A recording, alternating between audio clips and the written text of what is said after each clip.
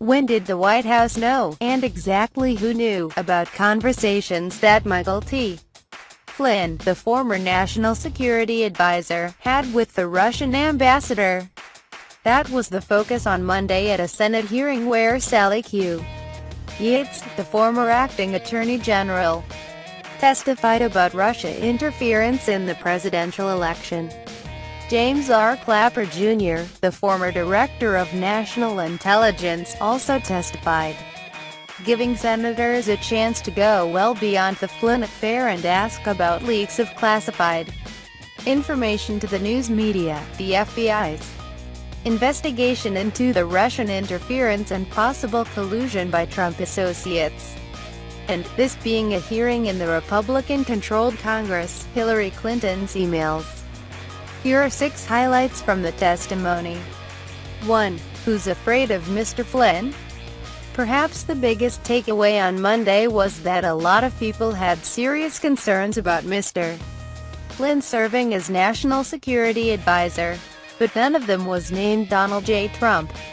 Gov. Chris Christie of New Jersey, who briefly led the Trump transition team, did not think that Mr. Flynn was qualified to be the National Security Advisor. President Barack Obama, who fired Mr. Flynn as the director of the Defense Intelligence Agency in 2014, warned Mr. Trump against hiring the retired 3-star general when the two met in the Oval Office after the election. And days after the inauguration, Ms. Yates, the acting attorney general at the time, warned the White House that Mr. Flynn was vulnerable to foreign blackmail because he had misled his bosses about conversations he had had with the Russian ambassador, and that Russian operatives would know about it. To state the obvious, you don't want your national security advisor compromised with the Russians, Ms. Yates told the Senate Judiciary Subcommittee.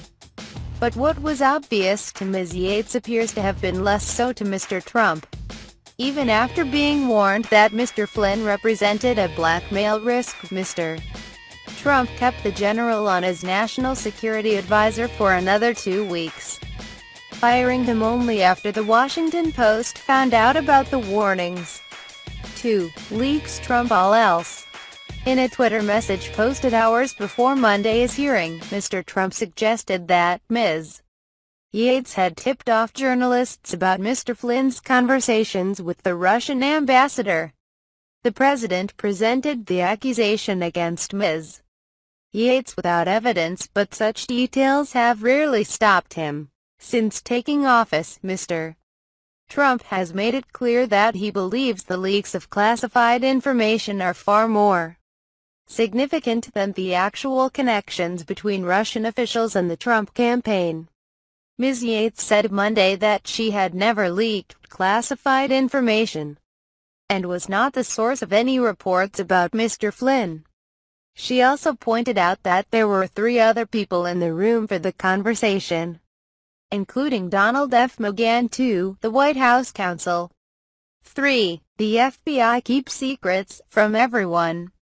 Among the most secretive investigations conducted by the FBI are those that examine the links between American citizens and foreign governments, which are known as counterintelligence investigations.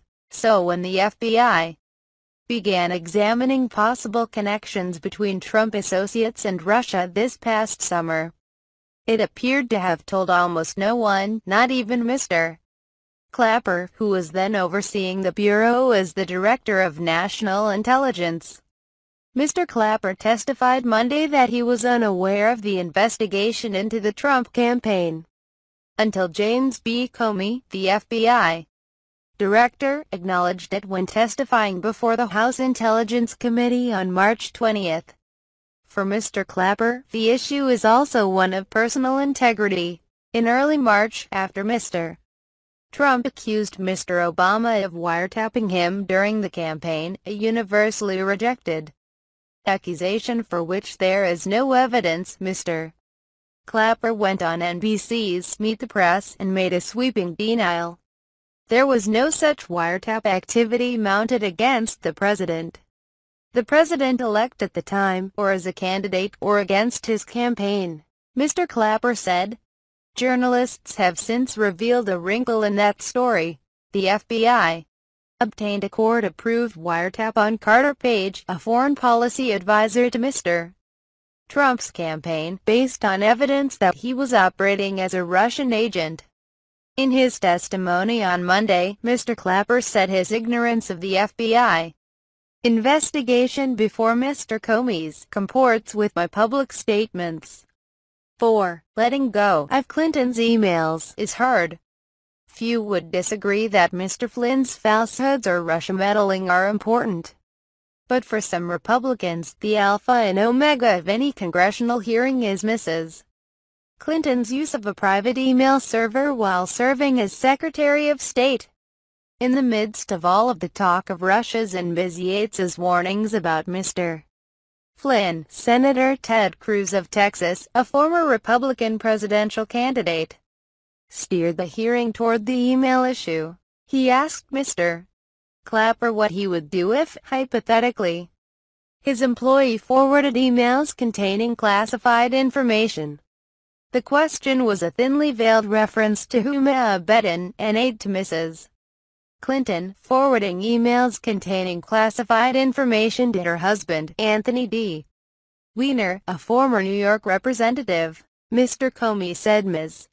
Abedan forwarded the messages for Mr. Weiner to print for her to give to Mrs. Clinton. Several current and former government officials familiar with the investigation into Mrs. Clinton's handling of delicate information said that while some emails had been forwarded, a vast majority were instead backed up to Mr. Weiner's computer. Mr. Clapper did his best to keep on his game face and to stick to the hypotheticals. It raises all kinds of potential security concerns. Again, depending on the content of the email, what the intent was. A whole bunch of variables here would have to be considered, Mr. Clapper said. But given a hypothetical scenario, I'd be quite concerned. 5. You can learn a lot from the news media. Ms. Yates's brief tenure as acting Attorney General came to an abrupt end on the evening of January 30 when she refused to defend Mr. Trump's executive order barring refugees and travel from several predominantly Muslim countries. On Monday, Ms. Yates said the order came as a surprise to her. Not only was the department not consulted, we weren't even told about it, she said. I learned about this from media reports. She then defended the decision that got her fired, explaining that she could not defend the order largely because Mr. Trump himself had indicated that it was intended to single out Muslims. Federal judges have since made similar findings as the case winds through the courts.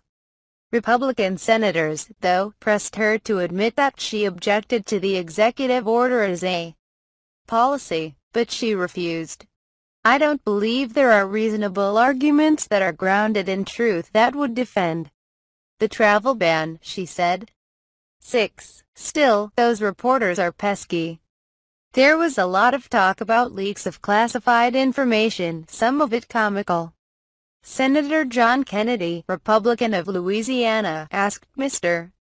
Clapper if he had ever leaked information, classified or unclassified, to the press. Mr. Clapper said that he had not done so knowingly, and then added, well, unclassified is not leaking. That's sort of a non sequitur. So Mr. Kennedy clarified, asking Mr. Clapper if he had ever given information to a reporter that you didn't want to have your name connected with. Mr. Clapper said that he had not, and that he had had many encounters with the media over my career. I'm sorry about that, the senator said to Lefts.